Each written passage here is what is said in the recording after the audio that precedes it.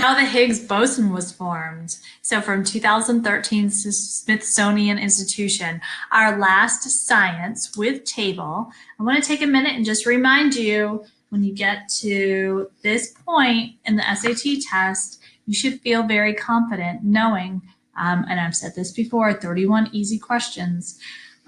The main focus, so we're just, summarizing. The main focus shifts from we're summarizing. The main purpose of the analogy, the author most strongly suggests, which choice provides that. So far we've got 4 questions.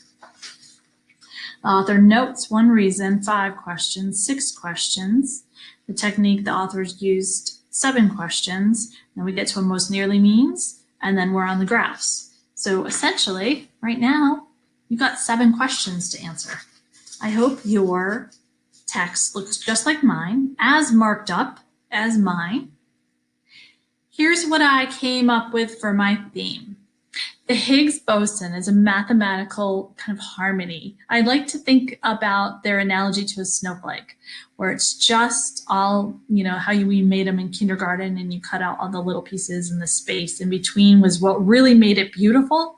So that mathematical harmony, allowing particles to have no mass. The Higgs field actually then, the purpose or the thing about mass is that it is the drag force on particles. The Higgs field means, like, let's just take that out. No drag force on particles. And then the science community just called the entire thing speculation until the very end, when our author kind of goes into first person and says, I remember college and we learned about this as though it were fact. How interesting was that? Does yours look marked up like mine? I sure hope so. Completely, totally marked up. Lots of things that I was predicting for the 7 questions. Let's jump in. Question 42. Over the course of the passage, the main focus shifts from a technical account of the Higgs field to a description of how it aimed to a broad audience. I don't like that one. I guess I'm having a hard time. I don't agree with that. It wasn't so technical about the Higgs field to a description about how it aimed to a broad audience, because they actually went through for 3/4 of the passage about how Higgs continuously redrafted the report, submitted it back, got the feedback from physicists, so that kind of thing. A review of Higgs' work to a contextualized of the work within Higgs era. No.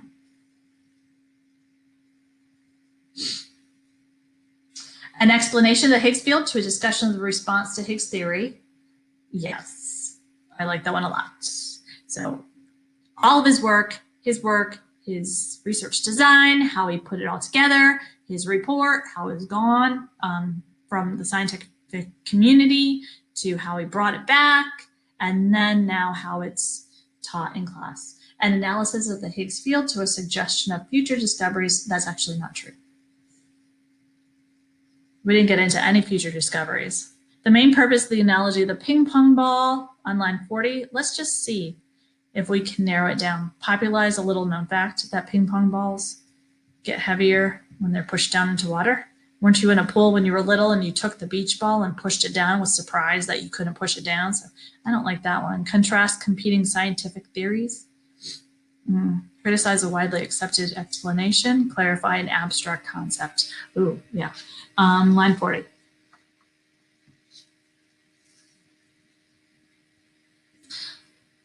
For a mental toehold. Think of a ping pong ball submerged in water. When you push on the ping pong ball, it will feel much more massive than it does outside the water. Its interaction with the water environment has the effect of endowing it with mass. So, with the particles submerged in the Higgs field, clarifying an abstract concept, helping us just bring it home and understand what it looks like. The author most strongly suggests that the reason the scientific community initially rejected Higgs' idea was the idea addressed a problem unnoticed by other physicists. That was never even mentioned. That was actually not, I don't know, that's not right. They were actually saying when they added the mathematical equation, it didn't balance out. Only worked if the equations were flawless. No. C, rendered accepted theories in physics obsolete. No, not true. Appeared to have little empirical basis. We didn't have any like practice in this before. So like it was tough, I wrote. They called speculation because they didn't have empirical data. They didn't have evidence. They didn't have other experiments. They didn't have any hands-on other than this guy that comes up and says, oh, I think I have it.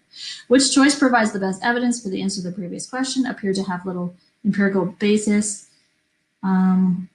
This is on line 40, so we can get rid of this one. In 1964 to mathematically, 46 to 48 in 1964 to mathematically.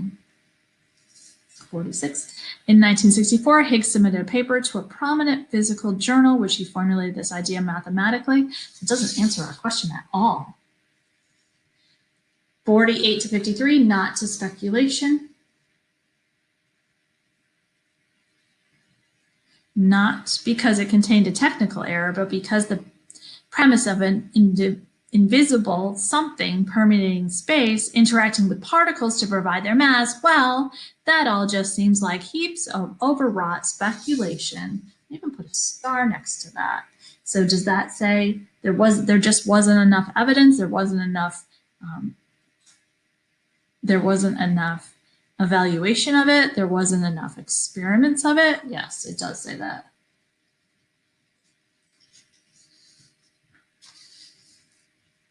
The author notes that one reason Higgs theory gained acceptance was it let scientists accept two conditions that had previously seemed irreconcilable, allowing particles to have no mass, and then the field drag force on particles. Yeah, I like that one. Introduce an innovative approach that could be applied. We never got into any application other than it was taught in college, but we never got into it in terms of application. Answered a question the early scientists hadn't even raised. That's not true. We discussed that in an earlier question. They had raised it. Explain why two distinct phenomena were being misinterpreted as one. No, not true. So A. 47, let's get rid of some. So we're up to lines, where were we? 48 to 53, so we can get rid of anything before 48. Which means we can get rid of A and B. So when it first started gaining acceptance, it's because these two conditions had seemed so out of plausibility. It wasn't believable. 55 but to environment. 55 but to environment. But Higgs persevered, and his revised paper appeared later in that year in another journal. And physicists who took the time to study the proposal, now we're getting into them believing it, gradually realized that his idea was a stroke of genius, one that allowed them to have their cake and eat it too. It says, I'm going to keep going, it says to environment. This is a big. In Higgs' scheme, the fundamental equations can retain their pristine form because the dirty work of providing the particles' masses is regulated to the environment. That's a theme. That's our theme. We always pick our theme. And move on. Which statement best describes the technique the author used to advance the main point of the last paragraph? He recounts a personal experience. Yes. To illustrate a characteristic of the discipline of physics. Yes, I love that. He describes his own education. Sure. To show how physics has changed during his career? Not true, because he actually said it right here. Occasionally, this happens in physics. Mathematical equations can sometimes tell a convincing tale. So I like this. He provides autobiographical details to demonstrate how Higgs theory, not true. He contrasts the status of Higgs theory at two time periods to reveal how the details, not true in that one. So between that, it's him sitting in college and learning about it. Established most nearly means on page 70, or line 77. Established.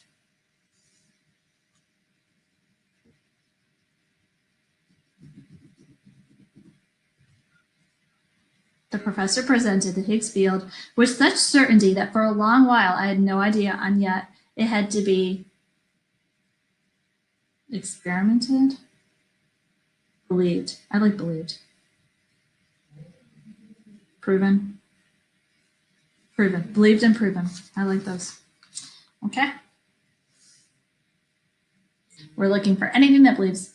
Believed or proven. Validated, believed, proven, 100%. Founded, believed, or proven? No, it means established. Introduced. Established in a different context, of course. You know, like for example, McDonald's was established in. So lots of other kids sitting in your testing center are not going to use this strategy, and they're going to look at established and they're going to say, oh, I know exactly what that means. It means when the place was built or when it was founded, and they're going to pick this one. They're going to get it wrong because it's not the way that it was used in the context of the sentence.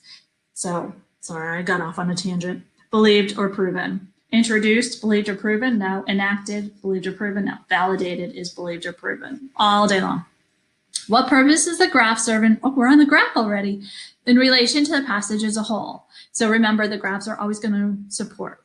It indicates that the scientific community's quick acceptance of the Higgs was typical. Let's get the graph ready. So let's see. Higgs boson. Years from introduction of concept to particle to experimental confirmation. So this right here does not look typical. Actually, it would be hard to say which is typical. I could say average, but being introduced in the early 1960s and then confirmed in 2012, that's not typical of any of these. None of the other ones took that long. So let's get rid of that one. There we go. Not typical. Atypical. It places the discussion of the reception of the Higgs boson into a broader scientific context. Yeah, sure. I mean, we're putting it up against some really good things that we believe. So sure, I'll take it. For the moment anyway, until I can prove it wrong. It demonstrates that the Higgs boson was regarded differently than were other hypothetical particles.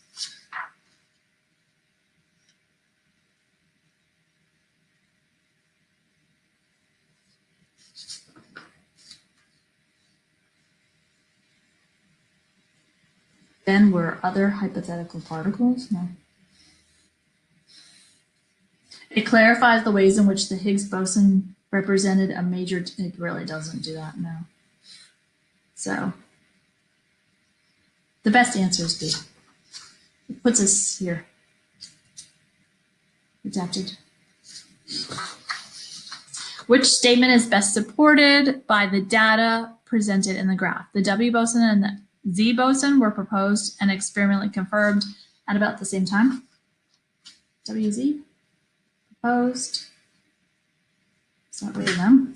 Isn't that easy? Yeah. I mean, why would we continue?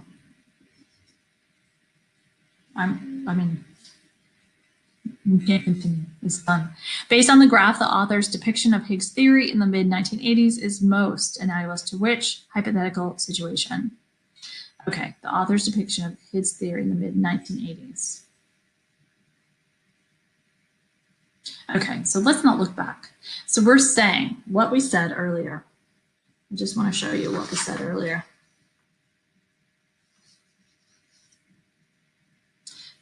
The Higgs field was discussed from 1960, introduced in 1960, went through many drafts, and then was finally confirmed in 2012. So that's, we're looking for something that matches that. The Mon Dorito was widely disputed until being confirmed in the early 1960s. It would have to be that long. Help us see it. So late 1940s to early 1960s. So we can't be sure that it went through all the different reporting that Higgs did during this time until it was confirmed.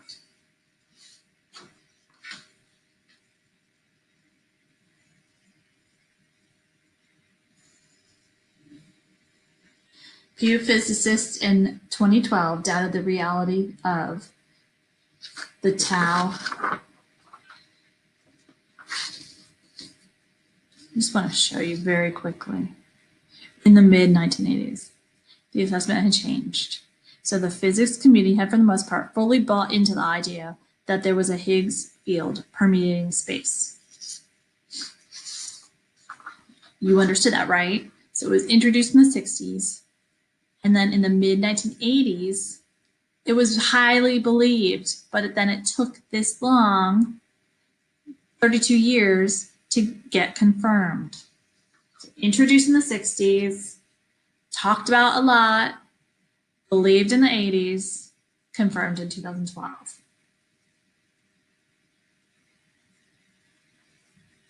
This doesn't match.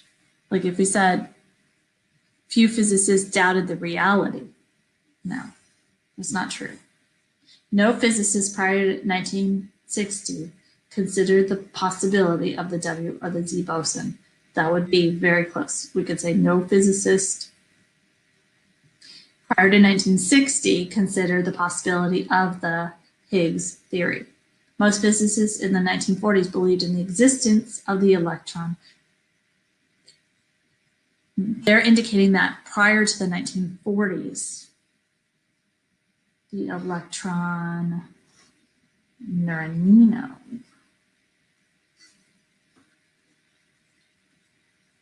so prior to the 1940s, introduction of the concept, saying few physicists believed that it was a thing, is not true because it was introduced in 1930.